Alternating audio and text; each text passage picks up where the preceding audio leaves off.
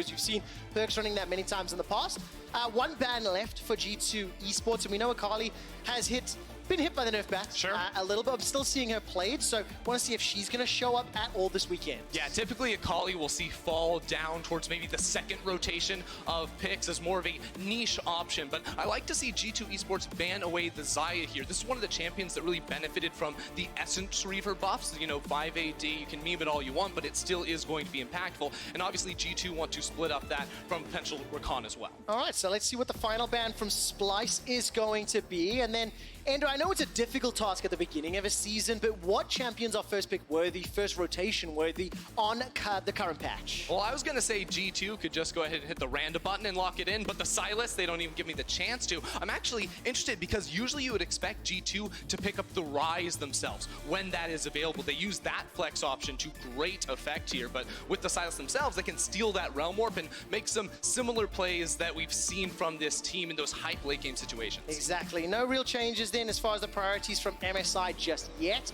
At least in the pick phase, obviously ban phase, a little different. Into the Rise Rec site, let's see what G2 Esports decide to throw down. A little bit of a confused face there on Jankos as Grabs and the rest of the squad are now deciding on these picks. I mean, the Jarvan seems like the most likely option to me. Match early game pressure with more early game pressure. And speaking of these two junglers, this is actually a patch that I think Rek'Sai really likes. You know, even with some nerfs coming in, the change of the Scuttle Crab to make it not spawn until most junglers hit level 3 makes junglers like Jarvan a little bit worse. They spike on level 2, whereas the Rek'Sai, you hit level 3, you're going to love to tussle in the river. Yeah, definitely the case. And talking about fighting and tussling, where does this Nico go?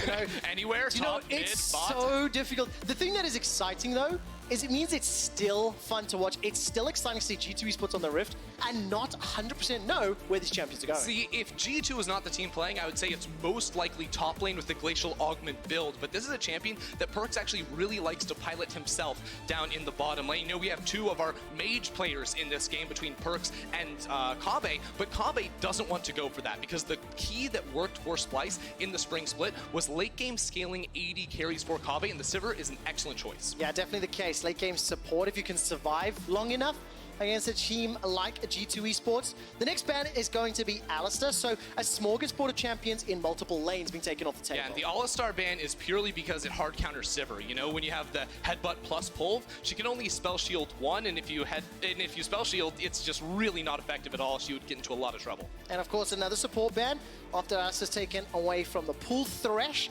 now targeted towards Norscarin. Technically speaking, Pyke is still open. And I'm just excited about it because I loved seeing what Wonder could do on the champion. I want to see how the rest of this draft plays out and whether or not it's something you would even consider.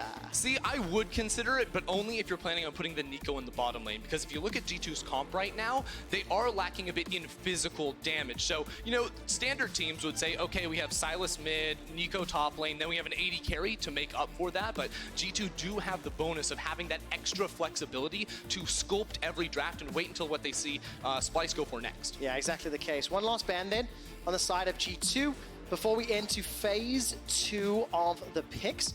Taking their time, and it will be the Jace taken away. Seen a lot of Jace out of every other major region that has started up. Still an incredibly powerful pick at all stages of the game. Yeah, I think what we're seeing with Jace now that he has been knocked down just a little bit is it's much less first rotation bans, and he does sneak into the picks a little bit more, but it really is the scaling on his Q that got hit. It means he can pressure you much less in that 1v1 matchup as he gets points in that ability. And of course, Rumble now locked in.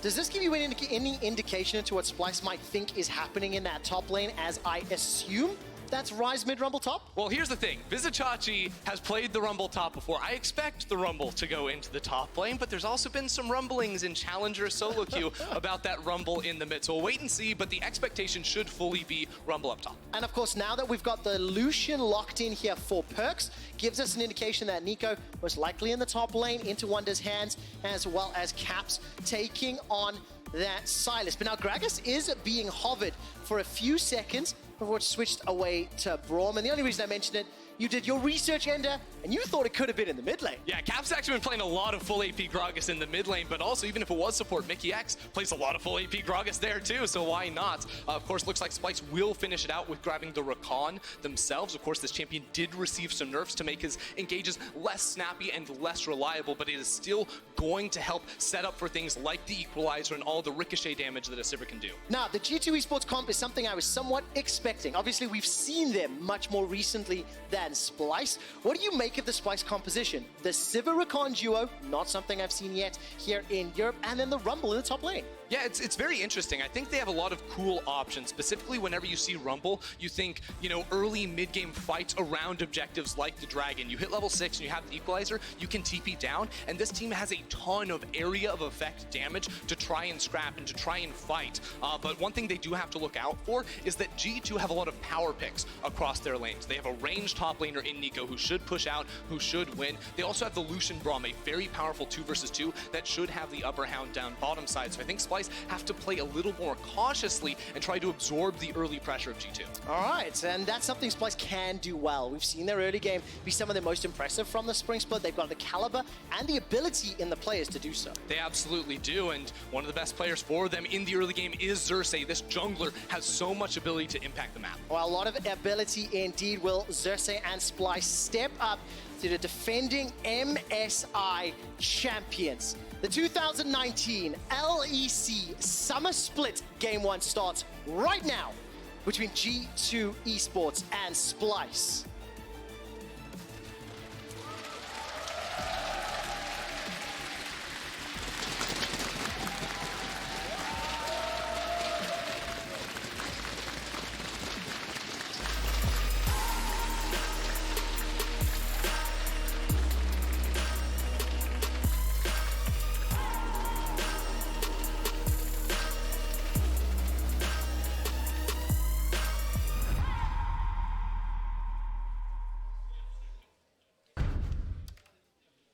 And we're on the Rift. It has finally started here in Europe, and I can't wait to see exactly what these teams get up to.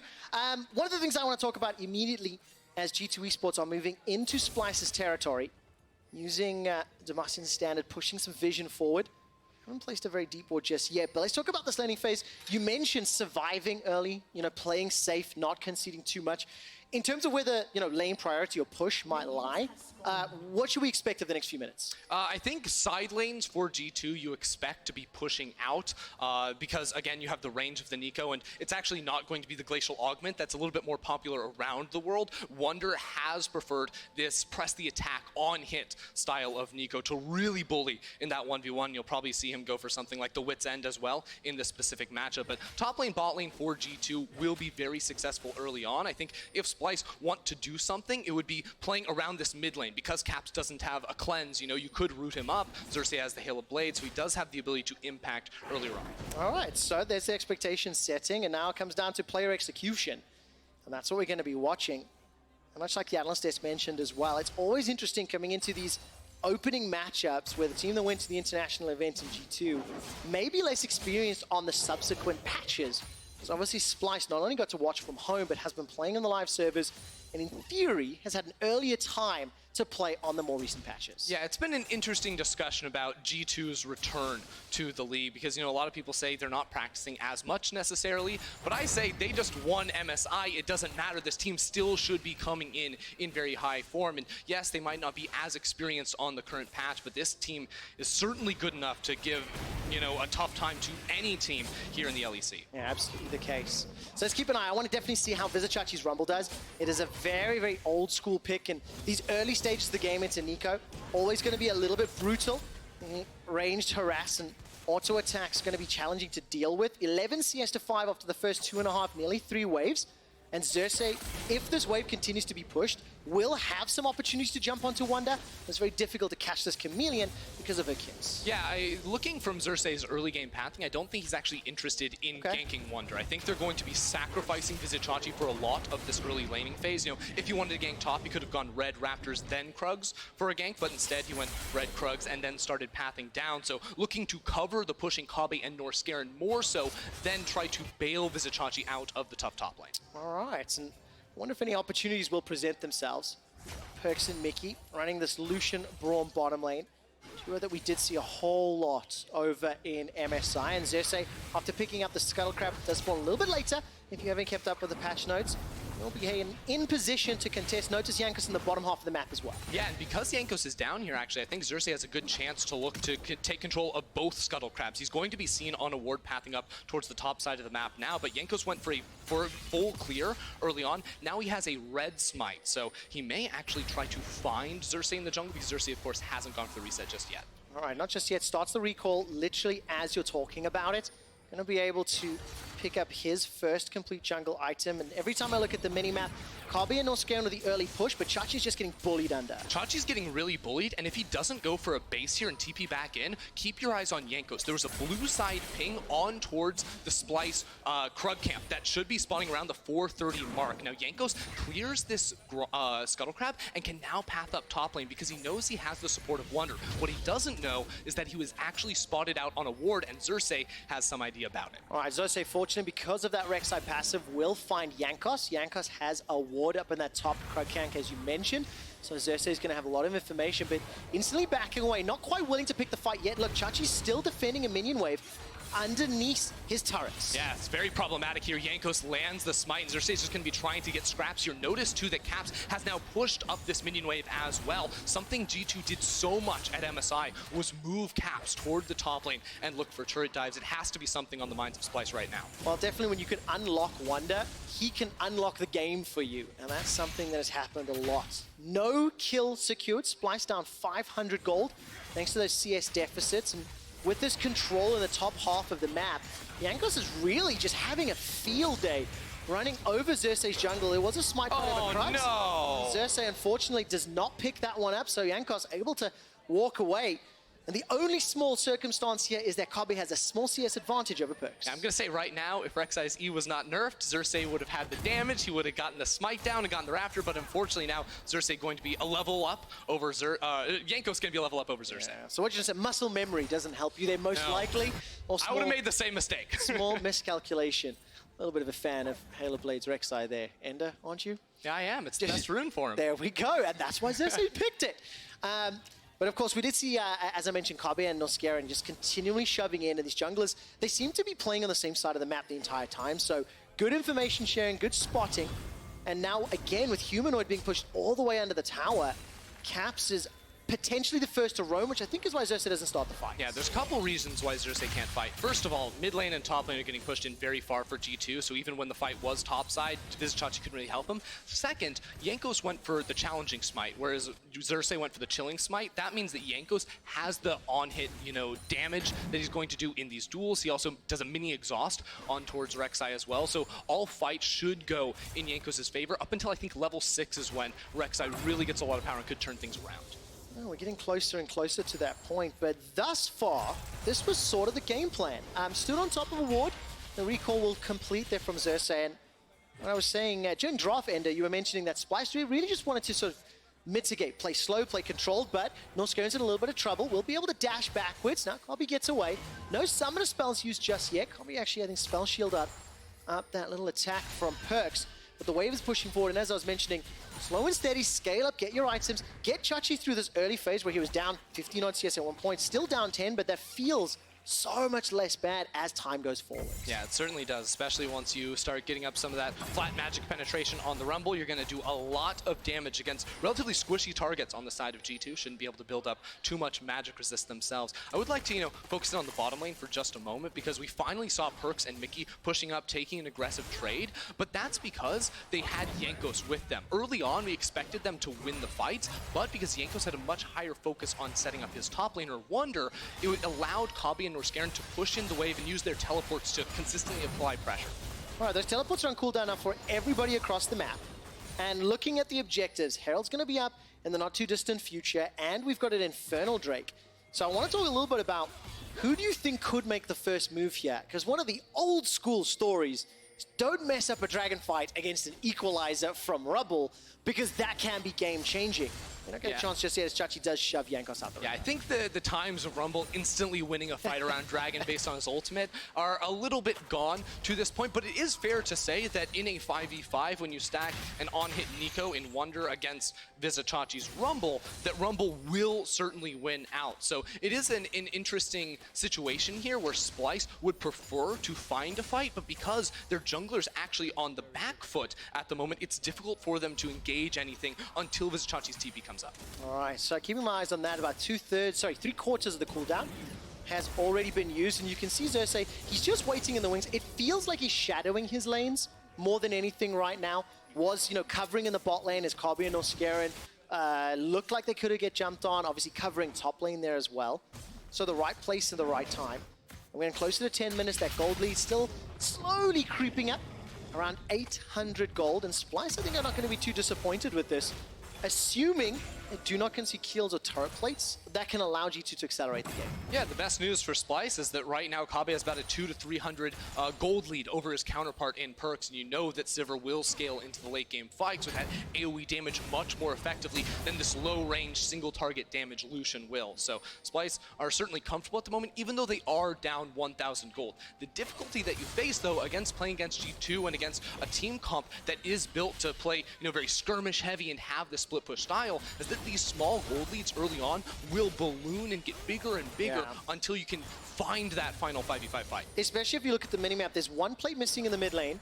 We'll get to that in a moment as Jankos has the opportunity to get in behind Norscarin. 2 more shots, will get the stun. That's a dash away to the side. Sivir ultimate is just enough movement speed, so they trade 1 ulti for 2. Technically, Splyce favorite trade. Yeah, it definitely is, and I think it was actually a very interesting gank there by Jankos. We see Wonder actually proxying the minion wave between Vizichachi. But I think that gank was actually just to burn a flash. They never intended to get any sort of kill out of it because Caps was going for a reset at the same time. I think the idea for G2 was if you can burn a flash, that means the next time Caps runs mid after that reset, you can push the wave and then find the collapse. But they didn't get the flash, so now they get stalled out a little bit more. So planning a few steps ahead. Seen that a couple times. While we saw Wonder proxying that top lane, you can see Vizichachi's equalizers on cooldown. Just before he finished the back, he actually dropped that ulti, shoved the wave back out. It's 2/3 around again, so almost available. And Haunting Guys and Teleport is up. So that sort of timing window of starter play is up. But it may be too late because that's first blood to G2.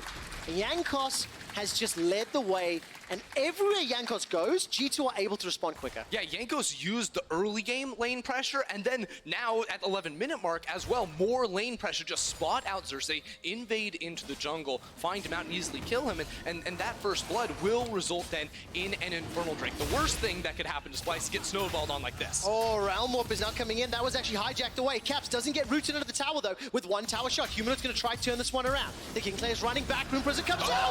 The overload! Humanoid solo kills Caps. Yes, he did. Caps went way too deep under the tower. I have no idea what he was doing with that Realm Warp, and Humanoid punishes him for it. Oh, really nicely done. Humanoid turning Caps' aggression against him, and that was one of the players that we had our eyes on coming into this matchup. Whether or not Humanoid's growth and development from Spring Split could make him more competitive against the fields. Yeah, because I felt like Humanoid's entrance into the LEC, it was all right, but it wasn't anything special. It was very average, and in a very stacked role like the mid lane, that in itself is good for a team, but for Splyce, who wants to push into that top 3 and, make some sort of contention against these top teams, you need to have a mid laner that can stack up against the likes of Perks. All right, you do indeed, and right now, there's an engage on the mid lane. Norscarin not going to find anything. Really easy escape as Jankos was just standing behind Mickey. And Splyce, by the way, they got 1 kill on the board. They also rotated their duo lane top, and now they've got themselves into a predicament where they can race for first tower. Wonder's gone to the bot lane, and there's a lot of shenanigans afoot as there's at least 3 or 4 members of each team in the top half of the map. Yeah, Vizichachi now actually going to sacrifice some CS down bottom lane. He's going to walk back down there now, but you see Splyce want to find this 5v5. They make the call to back out in the end, and going to get forced out of the river. That's going to give a lot of control over to G2, who now have pressure in mid lane and could threaten starting up the Herald themselves. All right, 1,000 gold advantage to G2 Esports. A number of plates fallen, 2 apiece in the top lane. Vizichachi finds himself 25 CS down from Wonder. And Cobby's only a mini wave up, 7 and a bit. Humanoid around 10, nearly above Caps. I feel like this Infernal Drake would be worth more than the kill, especially as Humanoid has no flash, flag, drag, dunk. Wonder comes in with the autos, momentary blip. Makes them wait for it. And G2 pick up not only the kill, but they get themselves a bunch of plates, and this should be Tau First Blood as well. Yeah, just 40 seconds on those plates going down, and they're going to be able to pick up all of them. G2 with a massive power play in the mid lane. We'll watch that one more time, maybe, because Jankos went for like the smallest EQ flash I've ever seen, but it was very Look good. at the bottom lane. This is already going to be a chase. While there's an engage up in the top lane, Norscarin cannot chase Perks. What was that? Suiciding. Now down to the bottom lane. Pop Blossom. Not going to be enough. Caps picks up the kill. All of a sudden, Splyce, they bite off more than they can chew. Oh, Splyce, what are you doing? It was close, and then all of a sudden, a very big misplay. Top side, they get TP'd on down bottom lane, but this is what G2 do so well. They just keep fighting you everywhere on the map, and they don't give you time to think. No, they really don't. And remember, G2 set up the proactive plays early on. That's what allowed them to pick up first blood. Now they've punished the decision-making after Humanoid wins the 1v1. He was flashless, he was ganked within 60 seconds, and that opened up the tower. Fortunately, it didn't fall for Splyce, but they're down 3,000 gold because of moments like this. Yeah, just a TP ward put very deep in the lane. You can see Vizicachi thought the play was going up towards topside. He has no support, but he greeted for that extra turret plate. And I hate to break it to you, buddy, but that is just not worth it as Caps got that kill. No, absolutely not the case. The only benefit for Vizicachi is he's still holding onto his TP right now. He's got himself the equalizer available. So if there is some big team fight, Splyce need to dig themselves out of a hole. It is a significant gold lead. And it's a little disappointing because just pulling that grand entrance a little short from Norscarin, not finding Perks, who, fair enough, was actually able to dash away as well. So all credit, you know, miss and dodge. And G2 turn around to get the counter kill. Yeah, I mean, there are also those recon nerfs we talked about, making it easier to react to plays like that. So Perks had more of a window of time to avoid that initial engage, and ends up spoiling that one for Splyce. It does indeed. You just saw the graphic on your screen. Next game, by the way, is going to be Vitality versus Origin. That's because Schalke versus Excel is the last game of the day. There's more information on why that schedule change happened over on Twitter at LOL Esports. Rift Herald was started. Well, I started that little update, and there was enough threat and counter threat for Splyce to bail out. Humanoid used the Realm to do so safely. So what we're seeing is classic split push versus teamfight comp ideas going down right now. Splyce are bringing everyone in towards this top side of the map to try and take Herald, to try and take a fight, to try and get something, because right now Wonder is continuing to push down that bottom side, get a larger and larger CS lead, but they have to act quickly because Wonder could TP into a fight. All right, Wonder's got that available. All members of Splyce are up. Yeah, looks like the engage. Norscarin zoned away Perks for now, but Cobby's already low. The culling is deleting Splyce where they stand. Xerxes goes. That's a flash pop Blossom. Not really going to do a lot, but Humanoid's left alone. The Rift Herald is unkilled, and only Vizicachi remains. That was a fantastic fight for G2. Chachi's trying to become one with the Wolf Camp, but it is not enough as Perks picks up the ace. While he's doing that, you have Caps pushing in on towards that mid lane. G2 blow wide open. This is exactly the performance that you expect from the MSI champion to start their summer split campaign. It has been a controlled and calculated push to build themselves up nearly 7,000 gold leads. And they've also come back in with exactly the same style that they were playing to such success at MSI. It's strong solo lane picks, it's the ability to split the map, push lanes, and play for a split push, but also when the time is right, you can group up because of the gold lead they got from the laning phase. All right, let's take a look at this replay. So it's just before the Herald engage. Yeah, Kobbe gets dunked with so much damage right there. He does flash out, but unfortunately, Wonder teleported straight on top of him. By the time that you reach this point in the fight, you realize G2 just collapsed from so many different angles. Splyce were searching so hard for that 5v5 that they put themselves in a position where there was no escape. Yeah, I agree. And I also think, by the way, when I'm watching this game, all credit to G2. They're playing very well, very calculated. But I almost wonder if Splyce are worried about the plot armor. In many ways, when teams came up against SKT in years gone by, because it is SKT, you second guess, you doubt, you have these questions. Seeing some of the plays from these guys, like Chachi's just gonna get soloed. Well, seeing some of the plays, Norscarin missing the ultimates, you know, Chachi getting really bullied. Xerxes been completely pushed away.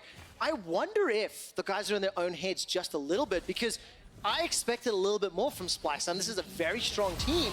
And now all of a sudden, Colby's just going to kill that. It just doesn't stop, Trev. It doesn't. 11 kills, 18 minutes. Jankos has been everywhere, 0, 1, and 9, and the rest of the team's backing him up. Yeah, and you can just see what G2 do. They control quadrants of the jungle. Right now, it's that northern side. They're going to get 1 inner tower. They're going to get 2 inner towers. Splyce are relegated to standing inside their base, and we're just 18 minutes into the game. Beautiful, beautiful performance. At 14 minutes, G2 had around a 1,000 gold lead.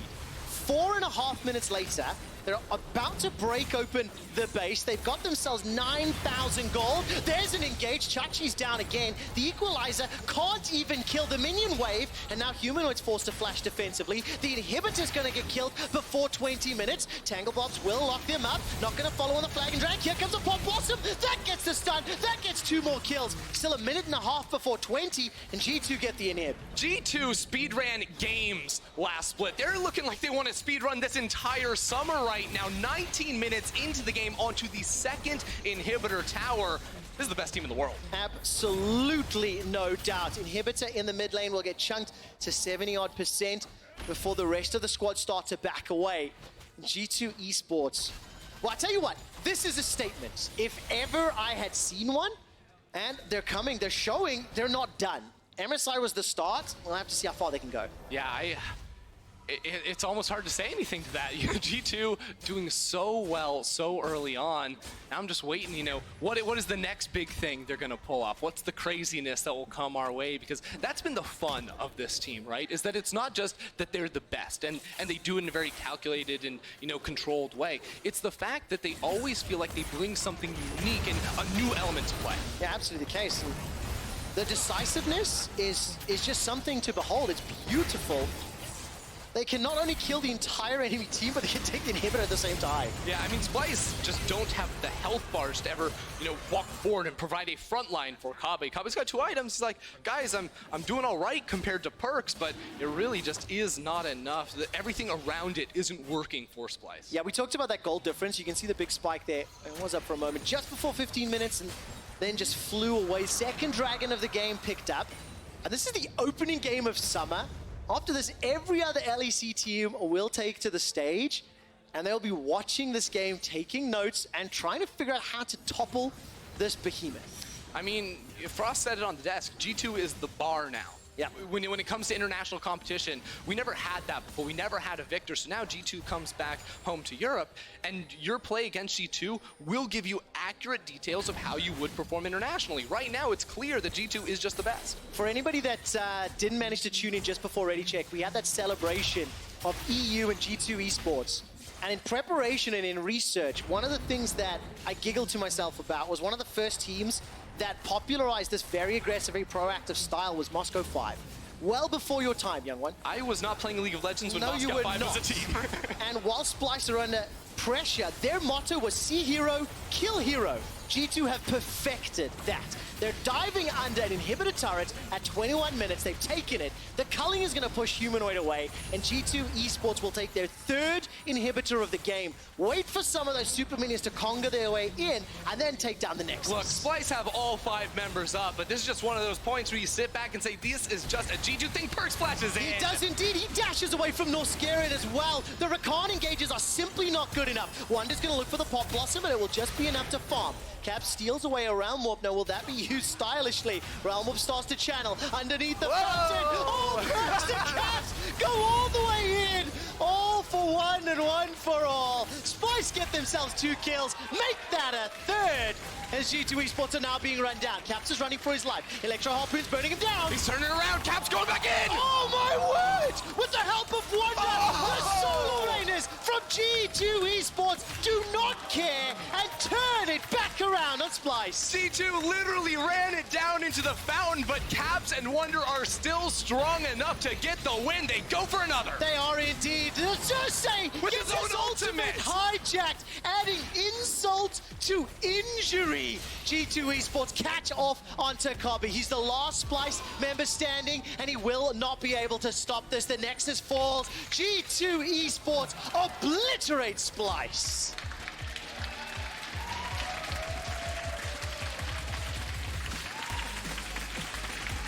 Quick shot, that's still the same G2, the one MSI. Maybe they are better. Oh no. I mean, that is fantastic. That is just really, really impressive. And there is no doubt that anybody coming up against this team for the very first game is going to have a tall task ahead of them. I expected more from Splyce, and I know this team can do better. It is just a matter of time, and it's a matter of not playing G2 Esports. So we need to see, right? It's very early days, but all credit to G2, they played extremely well. Yeah, G2 absolutely on fire, still sticking with the same style that brought them home an international trophy and doing it in such a clean way. They continue to impress. I really, really liked as well, as the team walked across, seeing Mickey giving Kobe just a hug there, of course, former teammates going up against one another. In G2, they start off their summer split with a bang. 22 minutes, 45 seconds. We'll have to see if they can keep defining how to play the game in the current meta, because their decision-making and their drafting, it's just phenomenal. It's so good.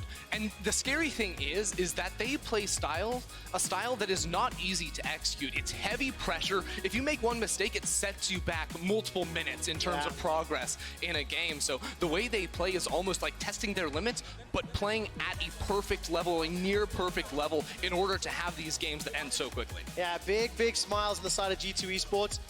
Echoes looks a little serious there, despite the fact that he sort of unlocked everything. It was his pressure that allowed the other laners, and vice versa, to play so forward and so deep in Splyce territory. I mean, just imagine how terrifying it is to be Xerxes in this game, because Yanko's just always in your jungle. He has his lanes to support him behind you. He walks in, he steals your Krug camp. So you say, okay, I'm gonna go down to my Raptors now. Okay, he does that too, and then he kills me when I'm over by my wolves. Like, what can you do against that? What can you do? And we're gonna have